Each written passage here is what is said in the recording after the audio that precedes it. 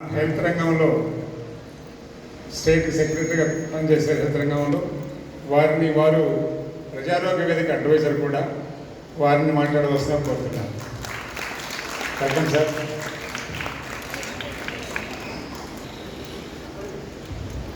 నమస్కారం అండి. సభకు అధ్యక్షత వహించిన డాక్టర్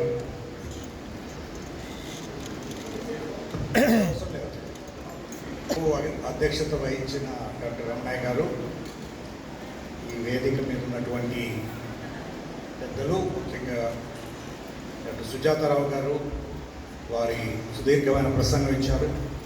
తరువాత doctor professor Alladi Mohan garu, doctor Chandrasekhar, doctor Ravi Prabhu, doctor Satyanarayana Murthy and doctor Srihari, అందరూ ఇక్కడ సభకు ఇచ్చేసినటువంటి మిత్రులు, doctors, nurses, paramedical workers, students అందరికీ నమస్కారం. ముఖ్యంగా ఈ సభను ఈరోజు ఇక్కడ మనందరినీ ఒక వేదిక మీదకు తీసుకొచ్చినటువంటి ప్రజారోగ్య సంస్థకు, SV medical college, Ruya hospital మేనేజ్మెంట్కి, తరువాత వేమన విజ్ఞాన కేంద్రానికి, ముగ్గురికి కూడా నా అభినందనలు, కృతజ్ఞతలు.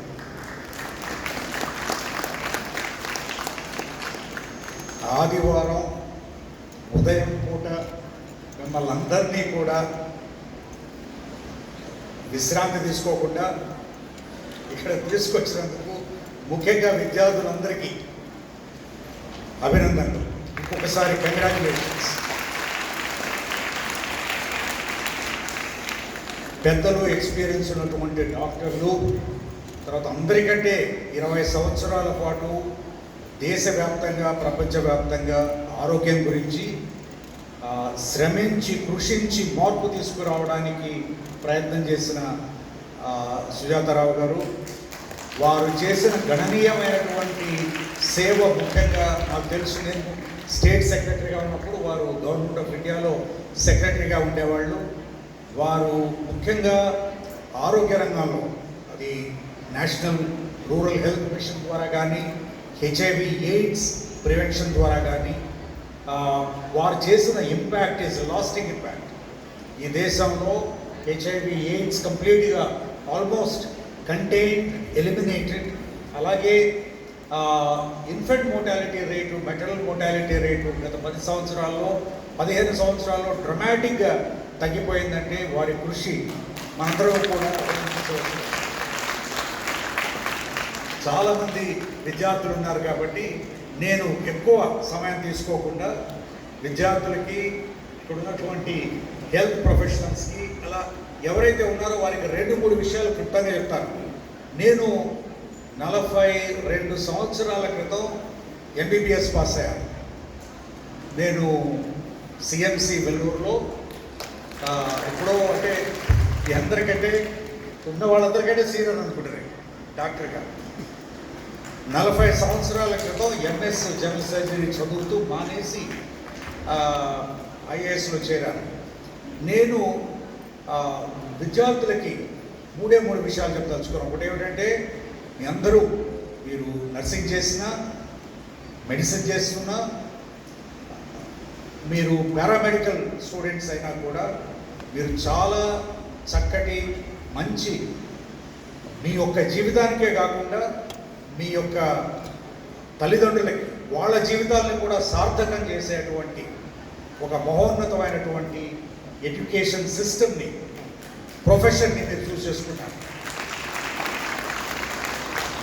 దానికి మీరు గర్వపడవలసిన అవసరం, మీరు, మీ తల్లిదండ్రులు. రెండవది, ఇదొక పెద్ద మంచి అవకాశం.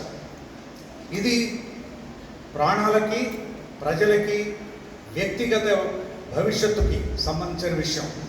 మనం డాక్టర్గా, నర్స్గా, ఒక ఆక్యుపేషన్ థెరపిస్ట్గా, ఒక ఫిజియోథెరపిస్ట్గా మనం ప్రజలతో, అంటే వ్యక్తితో, వాళ్ళ జీవితాలతో వాళ్ళు బ్రతుకుతారా, చనిపోతారా, లేకపోతే సరిగ్గా నడుస్తారా, నడవరా, వారి భవిష్యత్తు గురించి నిర్ణయించేటువంటి అవకాశం మీ అందరికీ ఉంది వచ్చే రోజుల్లో. ఎందుకంటే వచ్చే రోజుల్లో ఇంకా గణనీయమైనటువంటి మార్పులు రాబోతున్నాయి. చాలా సమూలమైనటువంటి మార్పులు టెక్నాలజీ అప్లికేషన్ ద్వారా కానీ, నాలెడ్జ్ ఎక్స్ప్లోషన్ వల్ల కానీ మీరు చాలా విషయాలు యూట్యూబ్ నుంచి నేర్చుకుంటున్నారు మీ ప్రొఫెసర్ల కంటే కూడా, అవునా?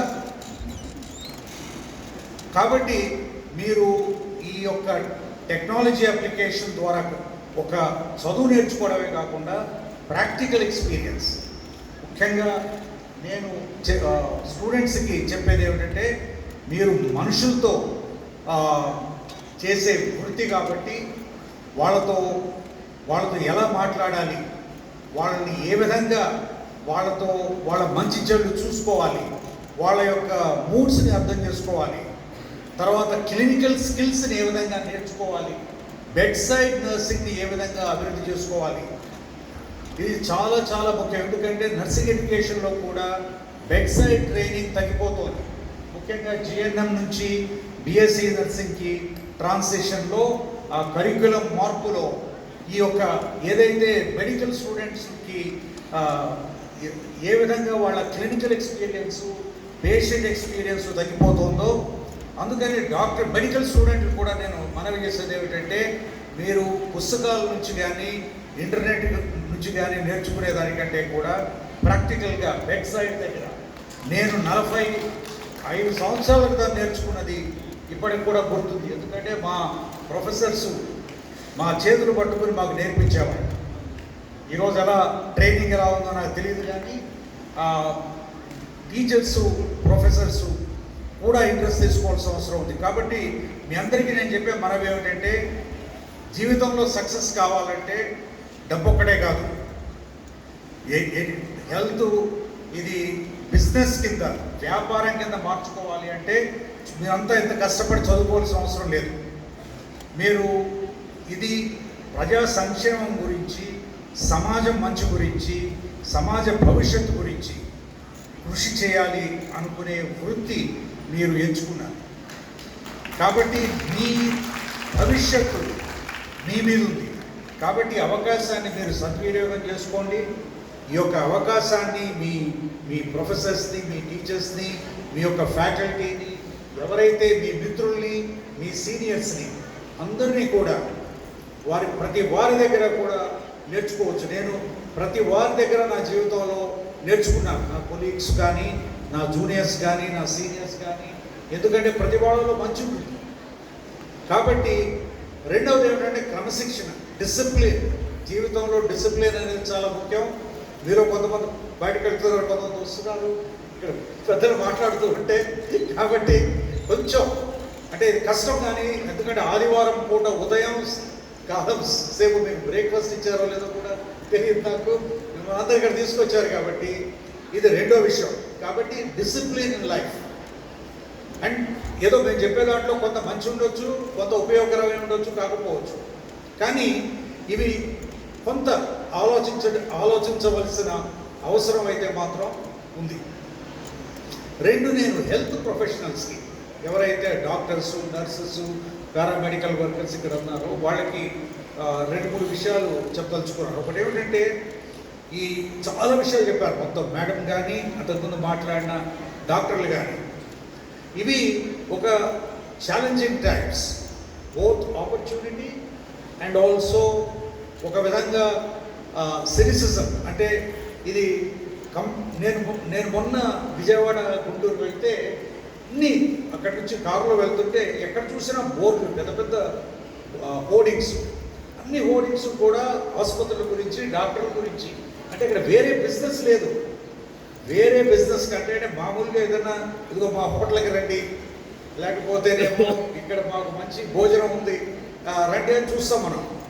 ఇక్కడ అయితే అన్నీ ఇదిగో మా ఆసుపత్రి చాలా పెద్దది, లేకపోతే మా డాక్టర్ గారు చాలా, రమేష్ గారు ఆయన చాలా పెద్ద డాక్టర్ గారు, ఈ విధమైనటువంటి కోడింగ్స్. అంటే ఎంత విధంగా మనం బిజినెస్ వైపు మొత్తం హెల్త్ కేర్ అంతా మేడం చెప్పినట్టుగా హెల్త్ కేర్ అంతా కూడా బిజినెస్ వైపు మార్చేస్తున్నాం. అంటే ఒక బిజినెస్ చేయడానికి మీరు రియల్ ఎస్టేట్ చేసుకోవచ్చు, లేకపోతేనేమో ట్రేడింగ్ చేసుకోవచ్చు. హెల్త్ అనేది ఇది ఫండమెంటల్ రైట్ ఇది. హెల్త్, ఎడ్యుకేషన్, మేడం చెప్పినట్టుగా ఆరోగ్యం కానీ, చదువు కానీ ఏ సమాజం కూడా ఎక్కడ ఎప్పుడూ మారలేదు. ఉద్యోగం, చదువు లేకుండా ఆరోగ్యం లేకపోతే అసలు అభివృద్ధి అనేది సాధ్యం కాదు. కాబట్టి అభివృద్ధి చెందిన దేశాలన్నింటిలో కూడా ఒక ఫండమెంటల్గా వాళ్ళు 80 ఏళ్ల క్రితం రెండవ ప్రపంచ యుద్ధం తర్వాత వాళ్ళందరూ కూడా ఒక నిర్ణయానికి వచ్చారు. ఏమిటి ఆ నిర్ణయం ప్రకారం? విద్య, ఆరోగ్యం ఇది పూర్తిగా ప్రభుత్వం యొక్క బాధ్యత. అది అందరికీ అందాలి. Quality of care, health and education. చాలామంది అనుకుంటారు అమెరికా ఇది క్యాపిటలిస్ట్ దేశం కాబట్టి ఇక్కడ అంతా కూడా ప్రైవేట్ వ్యవస్థ నడుస్తుందని. మీరు గుర్తుపెట్టుకోవాల్సింది ఏమిటంటే వాళ్ళ యొక్క స్థూల ఆదాయంలో, నేషనల్ గ్రాస్ డొమెస్టిక్ ప్రోడక్ట్లో 21% వాళ్ళు హెల్త్ ఖర్చు పెట్టినా కూడా దాంట్లో సగం మంది అంటే 33 కోట్ల మందిలో 18 కోట్ల మంది అమెరికన్స్కి మెడికేర్ ద్వారా అది పూర్తిగా ప్రభుత్వం ఫైనాన్స్ చేసి వాళ్ళు చనిపోయే వరకు, అంటే పేదవాళ్ళకి, తర్వాత 65 సంవత్సరాలు దాటిన వాళ్ళకి పూర్తిగా ప్రభుత్వ వ్యవస్థ ద్వారా, కానీ ప్రైవేట్ వ్యవస్థ ద్వారా, కానీ రెగ్యులేటెడ్ వ్యవస్థ ద్వారా. అలాగే కమ్యూనిటీ హాస్పిటల్స్. ఇంకోటి మూడవది ఇంపార్టెంట్ థింగ్ ఏమిటంటే అమెరికాలో ఉన్న మొత్తం హాస్పిటల్స్లో 50%, ఇంచుమించు సగం నాట్ ఫర్ ప్రాఫిట్ ఇన్స్టిట్యూషన్స్. అవి మిషనరీ హాస్పిటల్స్ కావచ్చు, లేకపోతే నాలాంటి సంపాదన మీద ఆసక్తి లేని వాళ్ళు, కానీ ప్రొఫెషనల్గా నడిపించడానికి పూర్తిగా ఏం డబ్బులు తీసుకోకుండా కాదు, తీసుకుని. కాబట్టి చాలా ముఖ్యమైన అంశంగా గుర్తించాలి. మనం అభివృద్ధి చెందిన దేశాలన్నింటిలో కూడా విద్య, ఆరోగ్యం ఈజ్ అ ఫండమెంటల్ రైట్. నాకు ఒక గుర్తుంది, 2015లో మేము దావోస్ వెళ్ళాం ముఖ్యమంత్రి గారితో, చంద్రబాబు నాయుడు గారు. మేము దావోస్ వెళ్ళినప్పుడు నా మిత్రుడు ఒకడు, నా colleague, IAS officer, principal secretary ఇండస్ట్రీస్గా ఉండేవాడు. ఆయన అక్కడ ఐస్ మీద జారి పడిపోయి ఫ్రాక్చర్ చేసుకున్నాడు ఫీమర్ని. ఆయన మల్టిపుల్ ఫ్రాక్చర్స్. ఆయన వెంటనే అక్కడ ఎమర్జెన్సీ రూమ్ తీసుకెళ్ళారనుకున్న హాస్పిటల్లో. తీసుకెళ్తే చంద్రబాబు నాయుడు గారు తర్వాత ఒక 5 నిమిషాల తర్వాత నేను సీఎం గారు వెళ్ళినప్పుడు ముందు సీఎం గారు అడిగింది ఏమిటంటే, ఇక్కడ మంచి ప్రైవేట్ హాస్పిటల్ ఎక్కడుంది, ఎంత దూరం అయినా కూడా కావాలంటే ఎయిర్ అంబులెన్స్ తీసుకెళ్తాం మా వాడికి. మంచి ప్రైవేట్ హాస్పిటల్ కావాలంటే ఇది స్విట్జర్లాండ్లో వాళ్ళు చెప్పింది ఏమిటంటే, ఇక్కడ ప్రైవేటు వ్యవస్థ లేదు.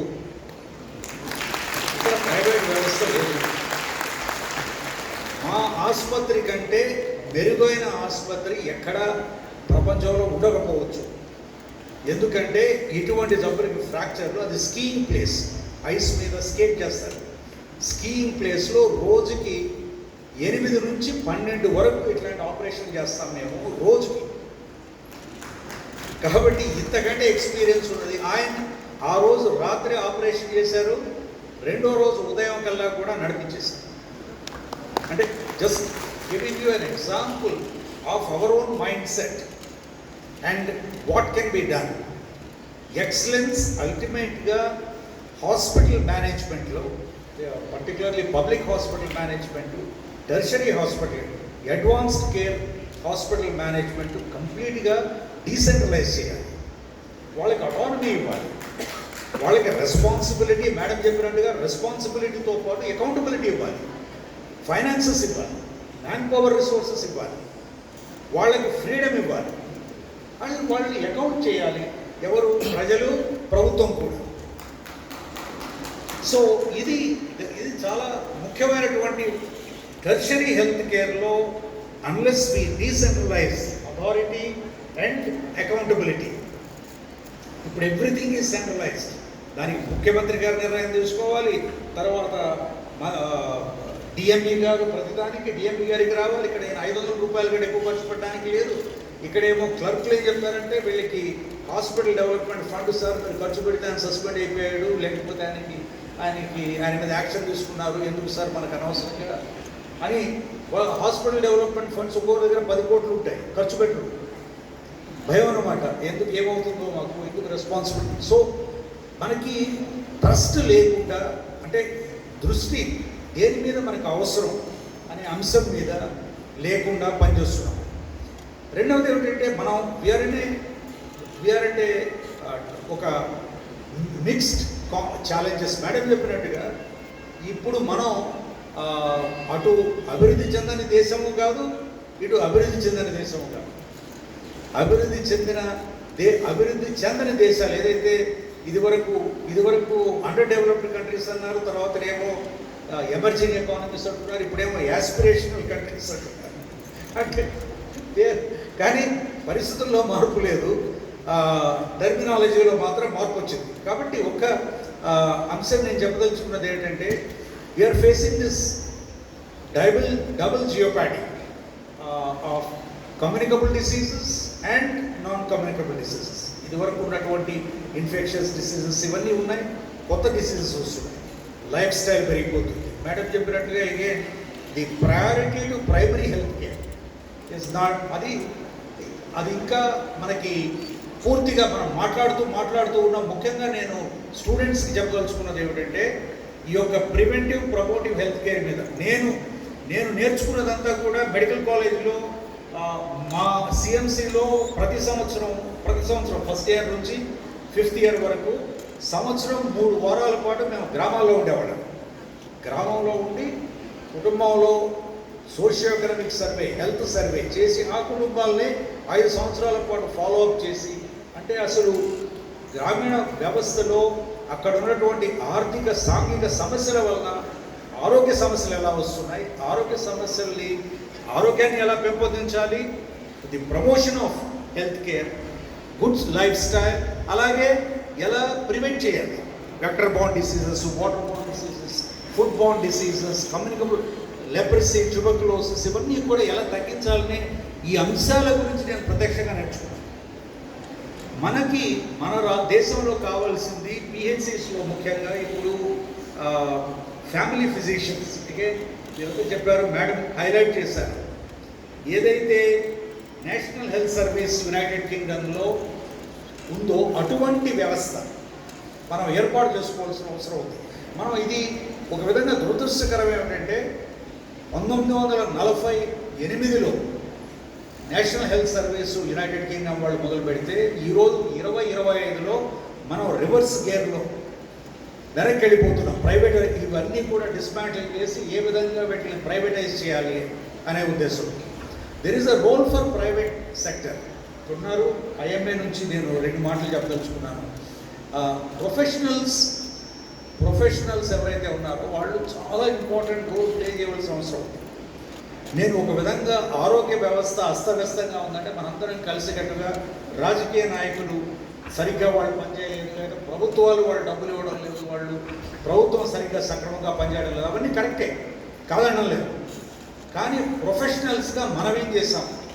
I'm referring here to doctors, nurses, paramedical professionals. So and Indian Medical Association is only protecting the private sector interest, but what about the public interest? So దీని గురించి సమగ్రంగా ప్రొఫెషనల్ ఆర్గనైజేషన్స్, ఇప్పుడు United states is a free economy, but lot of regulations, lot of control has come from the professional organisations. You know sir, American association of neurologist, American association of cardiologist, ఇక్కడలానే అక్కడ కూడా స్టెంట్లు ఇష్టం వచ్చినట్లు వేసేవాళ్ళు ఒకప్పుడు. And that became a major scandal in United states. New York times exposed it. After that it was the American association of cardiologist came together, set the standards. మీరు ఈ అసోసియేషన్లో ఉండాలి అంటే, మీరు ఈ విధంగా పనిచేయాలి అంటే, మీరు ఫెలోగా ఉండాలి అంటే మీరు ఖచ్చితంగా రెగ్యులేట్ చేసుకోవాలి మీ కొలీగ్స్. ఈరోజు ఆంధ్రప్రదేశ్లో 65% డెలివరీస్ సిజేరియన్ సెక్షన్ ద్వారా జరుగుతున్నాయి.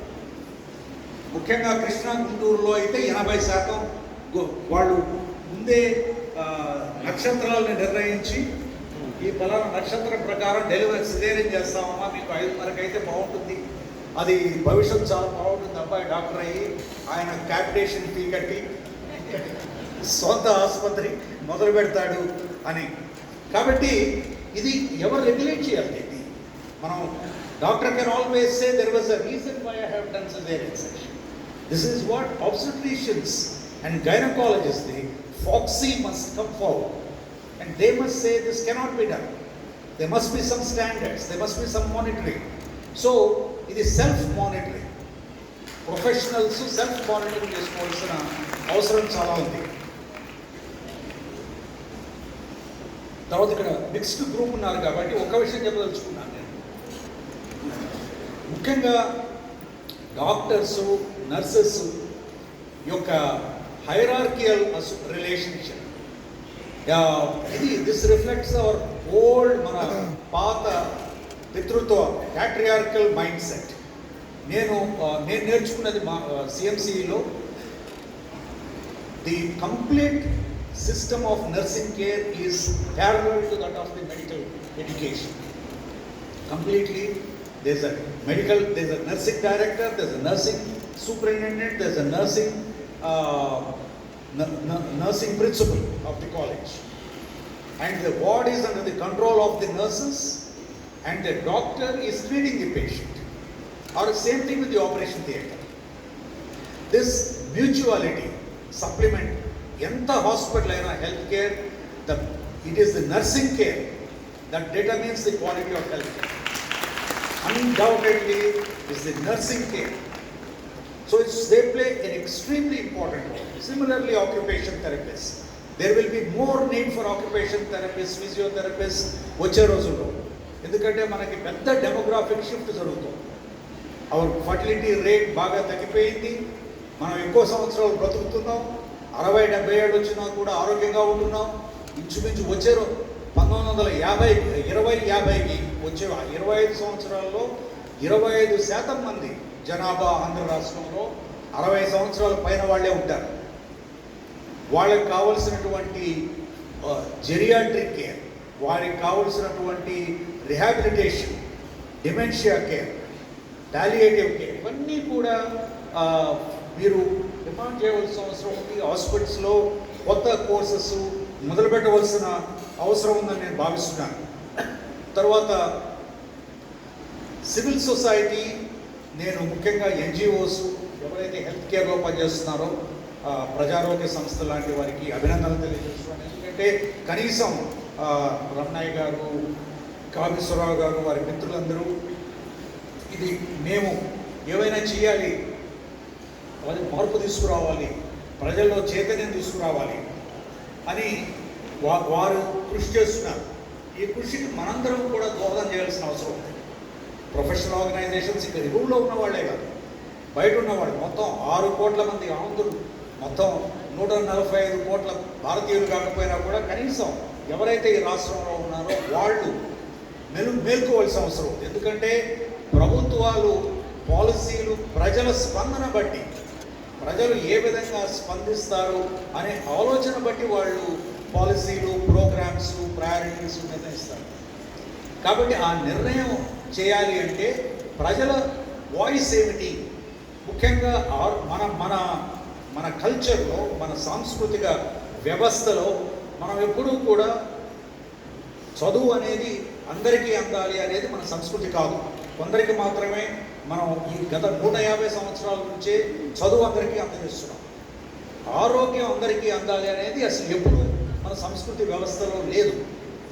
బ్రిటిష్ వాళ్ళు కూడా వాళ్ళ పరిపాలనలో ఇండియన్ మిలిటరీ హెల్త్ సర్వీస్ మాత్రమే నడిపించి, పెద్ద ప్లేగ్ వచ్చిన తర్వాత, పెద్ద పాండమిక్స్ వచ్చినప్పుడు మాత్రం Indian civil medical health service start చేశారు. అందుకే ఇప్పుడు కూడా civil surgeon, civil assistant surgeon, deputy civil surgeon అంటారు. ఇప్పుడు కూడా ఎప్పుడో సివిల్ మిలిటరీ డిస్టింక్షన్ పోయినా కూడా ఇంకా డాక్టర్ల యొక్క titles is assistant civil surgeon, deputy civil surgeon. అంటే ఇది just less than 100 years old. మన మొత్తం అంతా కూడా ఈ మోడర్న్ మెడిసిన్, ఈ యూనివర్సల్ అప్లికేషన్, మేడం చెప్పినట్లుగా బోర్ కమిటీ రిపోర్ట్ తర్వాతనే ఒక విధంగా ఈ మొత్తం ఇంటిగ్రేటెడ్ హెల్త్ కేరు అందరి జీవితాల గురించి చేసుకోవాల్సిన అవసరం ప్రభుత్వం మీద ఉందండి. కాబట్టి ప్రభుత్వం ప్రైవేటైజ్ చేయడం అనేది మొత్తం అంతా కూడా ప్రైవేట్ సెక్టర్కి ఇచ్చేయడం అనేది this is not a sector that can be privatised. There is a role for private sector. There is a role for private sector, but it cannot be completely wholesale. ఎందుకంటే మనకి క్వాలిటీ ఆఫ్ కేర్ స్టాండర్డ్స్ ఏ విధంగా నిర్ణయిస్తాం, cost of care ఏ విధంగా నిర్ణయిస్తాం, తరువాత తప్పులు ఒప్పులు జరిగితే ఏ విధంగా చేస్తాం. మేడం సెక్రటరీగా ఉన్నప్పుడు క్లినికల్ ఎస్టాబ్లిష్మెంట్ యాక్ట్ తీసుకొచ్చారు. దాని మీద చాలా రాష్ట్ర ప్రభుత్వాలు చర్య తీసుకోలేదు. తీసుకున్నా కూడా దాన్ని ఎన్ఫోర్స్ చేసే కెపాసిటీ లేదు. చేసినా కూడా సెల్ఫ్ రెగ్యులేషన్, ఐఎంఏ లాంటి వ్యవస్థలు ఇవి తీసుకోవాల్సిన అవసరం అయితే ఉంది. కాబట్టి నేను what I want to say is that civil society ప్రజల్లో చైతన్యం తీసుకురావాల్సిన అవసరం ఉంది. మీరు కూడా మీ స్టూడెంట్స్ కూడా మీ తల్లిదండ్రులని మీ బంధువులని గురించి, బికాజ్ ఎందుకంటే ఇది మీ భవిష్యత్తు దీని మీద ఆధారపడి ఉంటుంది. లేకపోతే మొత్తం అందరూ కూడా డబ్బులు ఇచ్చేసిన వాళ్ళు, బాగా డబ్బులు ఉన్న వాళ్ళు మొత్తం అంతా కూడా వ్యాపారం అయిపోతుంది. అప్పుడు ఒక 10% మంది మనలాంటి వాళ్ళే ఈ స్టేజ్ మీద కూర్చున్న వాళ్ళు బాగానే ఉంటారు, కానీ మిగిలిన వాళ్ళు ఈ ఊళ్ళో లేని వాళ్ళు. కాబట్టి there's a big responsibility on the civil society. Political leaders across the political spectrum, అందరూ ఎవరు ఏ నాయకులైనా, ఏ పార్టీ వాళ్ళైనా,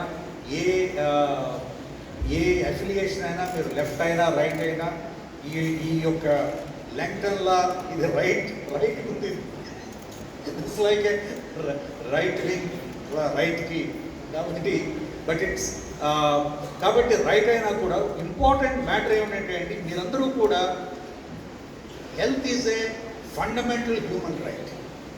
నో హెల్త్, నో ఫ్యూచర్.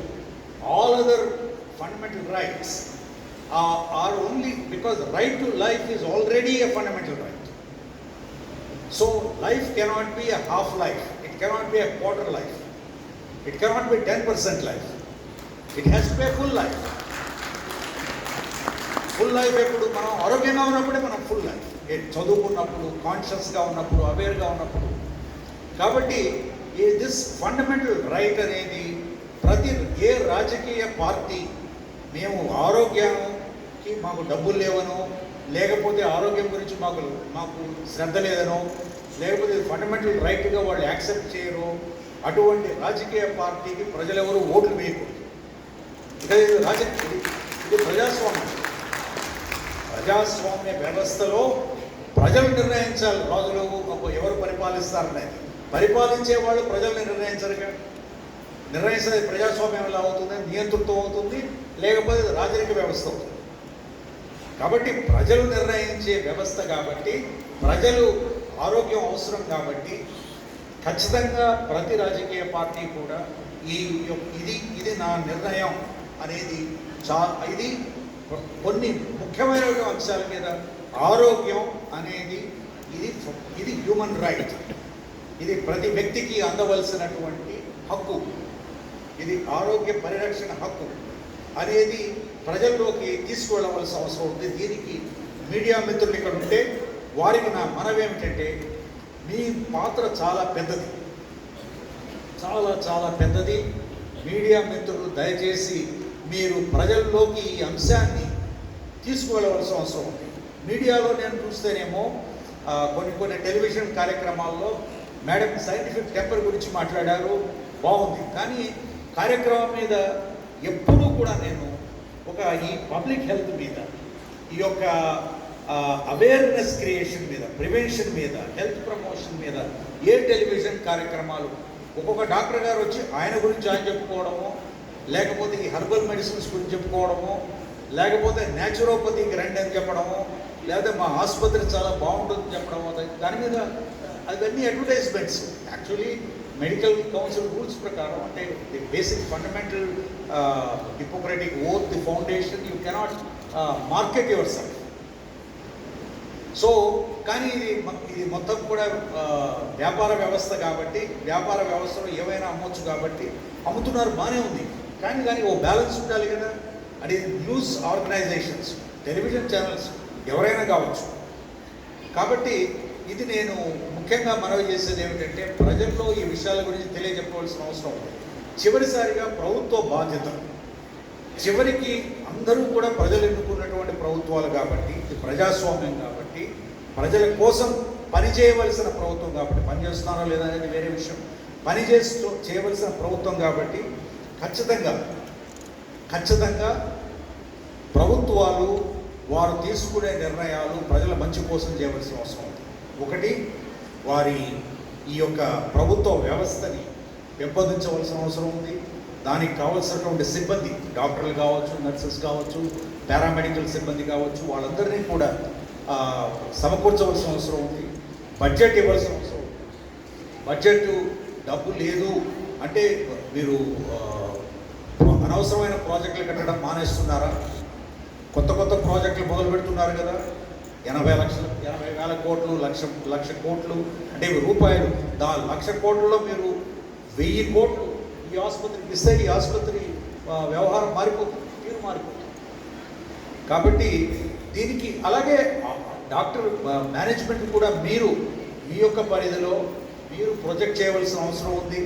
తర్వాత చాలా సిఎస్ఆర్ నుంచి డబ్బు రేజ్ చేయొచ్చు. మీరు కార్పొరేట్ సోషల్ రెస్పాన్సిబిలిటీ ప్రభుత్వం యొక్క బాధ్యత మెయిన్గా. ఇప్పుడు ఇంకెందుకంటే ఇంకా మన రాష్ట్రంలో ఎంత మేడం ఉన్నప్పుడు చాలా కృషి చేశారు, డబుల్ చేయాలి ఎలకేషన్. నేను ఫైనాన్స్ సెక్రటరీగా ఉన్నప్పుడు డబుల్ చేసింది ఖర్చు పెట్టడం లేదు. ఎందుకు ఖర్చు పెట్టడం లేదంటే వ్యవస్థలో ఉన్నటువంటి లోటుపాట్లు కావచ్చు. కాబట్టి బడ్జెట్ పెంచడం ఒక్కటే సమస్య తీరిపోదు. సమస్య తీరాలి అంటే రకరకాల మార్పులు, ఏదైతే మేడం చాలా అంశాల గురించి చెప్పారు అవన్నీ కూడా అమలుపరచవలసిన అవసరం ఉంది. చివరిగా నేను ముగించే ముందు 2-3 విషయాలు. భవిష్యత్తులో 3 అంశాలు గురించి తీవ్రమైనటువంటి చర్య అవసరం. ఒకటి ఏమిటంటే జెరియాట్రిక్ కేర్, ఎందుకంటే వయసు పెరిగిన వాళ్ళు పెరుగుతున్నారు కాబట్టి. రెండవది ఏమిటంటే టెక్నాలజీ అప్లికేషన్, అది ఆర్టిఫిషియల్ ఇంటెలిజెన్స్ కావచ్చు, ఇంకోటి కావచ్చు.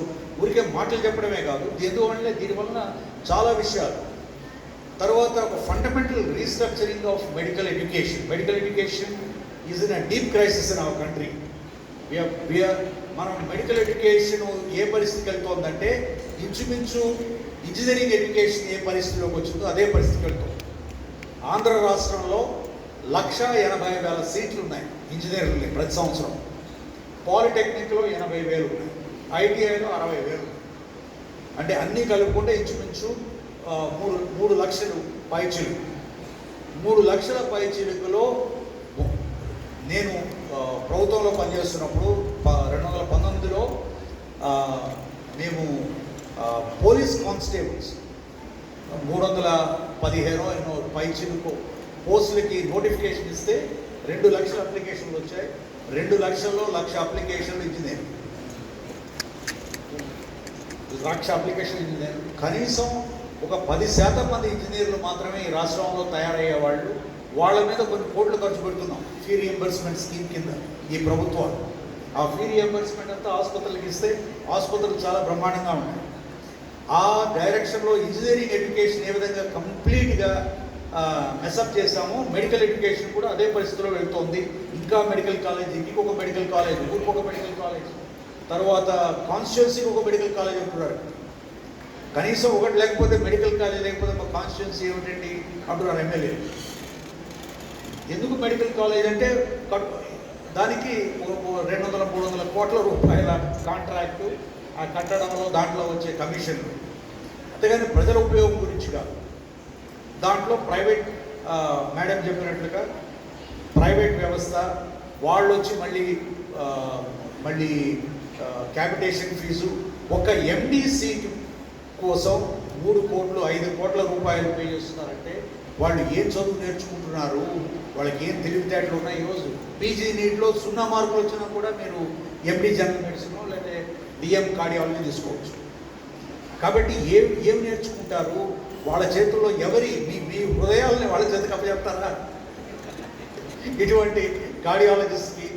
కాబట్టి ఇది ఇది సమాజ సమస్య. ఒక వ్యక్తిగత, ఇవన్నీ కూడా ప్రభుత్వం యొక్క తప్పు నిర్ణయాలు.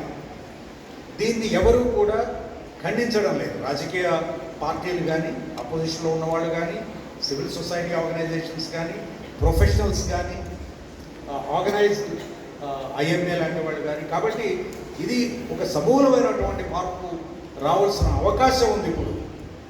కాబట్టి నా మనవి ఏమిటంటే, దయచేసి అందరం కలిసి ఈ యొక్క ఎజెండాని ముందుకు తీసుకెళ్దాం. దీనికి ప్రజారోగ్య సంస్థ వాళ్ళు కొన్ని ముఖ్యమైన అంశాలని మనం ఏమి చెయ్యాలి అనే అంశం మీద వారు క్రోడీకరించారు. వాటిని మనం ముందుకు తీసుకురావాల్సిన అవసరం ఉంది. ఈ ఆరోగ్యశ్రీ లాంటి కార్యక్రమాలకి పిఎంజే ఇవన్నీ కూడా చాలా కాంట్రాక్ట్ చేయవలసిన అవసరం చేసి centres of excellence. SVIMS hospital must become a centre of excellence for neuro care for the entire state. అలాగే ఆంకాలజీ, అలాగే కార్డియాలజీ. విమ్స్ పెద్ద ఇన్ఫ్రాస్ట్రక్చర్ ఉంది వైజాగ్లో, అక్కడేమి ఫెసిలిటీస్ డెవలప్ కాలేదు. సో ఈ విధంగా we can develop centres of excellence and reduce financing private sector. ఈరోజు madam చెప్పినట్టుగా ప్రైవేట్ ఈక్విటీ వాళ్ళు ప్రైవేట్ హాస్పిటల్స్ కొనేస్తున్నారంటే, ప్రైవేట్ హాస్పిటల్స్ ప్రతి సంవత్సరం కూడా 100% వాళ్ళ లాభాలు వస్తాయనే ఒక అసెస్మెంట్ చేశారు. బీసీజీ రిపోర్ట్ ఉంటుంది, మీరు చూడొచ్చు. ది బాస్టన్ కన్సల్టెన్సీ గ్రూప్ వాళ్ళు చేసింది. 100% ఆఫ్ ద రిటర్న్స్ ఎక్కడ వస్తాయండి మీకు? బ్యాంకులో ఎఫ్డీలో పెడితే 7%, ఇక్కడ హాస్పిటల్లోనే 100% అంటే ఎక్కడి నుంచి వస్తున్నాయి డబ్బులు? ప్రజల నుంచి వస్తున్నాయి, ప్రభుత్వం నుంచి వస్తున్నాయి, ఈ ఆరోగ్యశ్రీ నుంచి వస్తున్నాయి. కాబట్టి మీరు ఇది కంప్లీట్లీ డిస్టార్టెడ్ మార్కెట్. ఇది మనం గుర్తించవలసిన అవసరం ఉంది. కాబట్టి అది ముందుకు తీసుకోవాల్సిందిగా కోరుతున్నాను. అలాగే మేడం సుజాతారావు గారు వారి కమిటీ ఒక కాంప్రిహెన్సివ్ రిపోర్ట్ ఇచ్చారు